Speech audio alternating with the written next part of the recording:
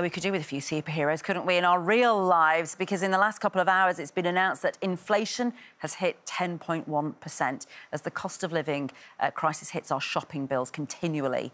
Financial Times consumer editor, not all heroes wear capes, Claire Barrett, is here to make sense of it all.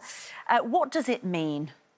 OK, so inflation is the rate that prices are rising. So if inflation is rising at 10%, which we know this morning, something that cost £1 a year ago would now cost you £1.10. But where we're seeing the biggest rises, because that's a big average figure, that 10%, is in the price of food. It's the things we buy every day, the staples, our daily bread, grains, cereals, things like cheese, milk, eggs that are going up the fastest. So it's not this is not something that people can avoid. No. And also the cost of even getting to the supermarket to buy them, the cost of cooking the food when we get it home. These are all of the big drivers of inflation at the moment, a 40-year high.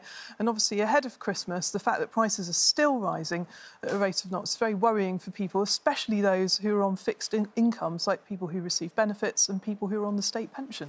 Yes, and of course, as you were saying, food is going up by something more like 14–15%. So that 10% is an average of across everything. Of everything. But food is driving it. It's not even the petrol prices, is it, necessarily, at this point, that's pushing that? The petrol price has dropped a little bit exactly in this month's figures, but it's really worrying because it's costs that people can't avoid. You can't avoid it. And you mentioned those who are on fixed incomes, who can't sort of increase their income in any way. And that, by and large, means pensioners who are on the state pension, of course, and those are on other benefits. It does. And, of course, we were talking earlier to Paul and Charlotte about the government saying that, you know, they might not increase the state pension in line with inflation. And it's this month's figure that's the one that is normally used to work out what those increases will be in April, both the benefits and the state pension, the people who can least afford to be squeezed. So there are already fears of another screeching U-turn from this government. They'd committed to that triple lock on the state pension, raising in line with inflation,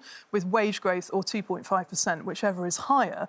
And although nothing has been confirmed yet, I'm sure we'll get some questions at PMQs at lunchtime, there's already speculation that they could water it down to a double lock, like they did last time, and just go with wage inflation as the rate that they raise it by. So I think we've got a graphic to show you what you could get. This is if you're on the full amount of the new state pension. But as you can see, at the moment, you're on about £185 a week. If it goes up in line with wages in April... Which is what they're suggesting. Which is what is being rumoured, it would go up only to £195. But if it was to go up in line with inflation that we've seen today, pensioners would be looking at £203 a week. So which of the three will it be? Around 12 million people who receive the state pension will be waiting very anxiously to find out. And the same goes for people who are on state benefits. £18 less a week, isn't it, potentially? And broadband prices are going up. And it's quite interesting, isn't it? Because broadband is no longer seen as it's not a luxury. It is an absolute, it's an essential, isn't it? Well, I would say in our digital age, I mean, a lot of these benefits are digital first. You know, you need a computer and a phone and Wi-Fi. Well, the NHS app, you know, all of that's what you need Wi-Fi. Our lives are online. Stuff. So yes, it is linked to inflation. Some reports saying bill hikes of £113 next year, based on today's inflation figure. But what a lot of people don't know, what millions of people don't know, is that if you're on benefits like universal credit, like pension credit, you can qualify for what's called a social tariff from your broadband provider. It's a terrible name, but it basically means a discounted rate because you're on a low income. It could be as little as £10, £15 or £20 a month for That's your broadband. quite a lot, though. Yeah, so you could save hundreds of pounds a year. If you look at the Ofcom homepage, Ofcom is the media regulator, they've got a really good table. It's on their homepage of all of the providers and all of the rates that they charge. But even if you just phone up your current provider and say, I'm in receipt of universal credit or another benefit, just see what they could do. They're not supposed to charge you exit fees for moving to a new tariff, and that could save you money today. It's incredible.